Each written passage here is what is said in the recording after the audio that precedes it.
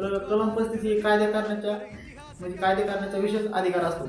तर भावना यामध्ये कलम 35 मध्ये हे पूर्णपणे अधिकार हे संसदेला आहे, ही आपल्या कलम 35 मध्ये स्पष्ट करत असते। तर भावना ही कलम सांगते की मूलभूत हक्काच्या संबंधित काही महत्त्वाचे कायदे फक्त संसदच करू शकते, राज्य सरकारला हा अधिकार दिलेला नाही, हे आपल्याला कलम 35 सांगत असते। समजा मूलभूत हक्काचे अधिकार, तसंच उल्लंघन केल्यास शिक्षेचा अधिकार, तसेच अस्पृश्यतेविरोधी कायदा त्याचे अधिकार, तर त्याच्यानंतर समानतेशी संबंधित कायदे, आरक्षण संबंधी कायदे, हे सर्व कायदे संपूर्ण देशामध्ये एक समान लागू व्हावेत म्हणूनच संसदेला हे अधिकार दिले आहेत।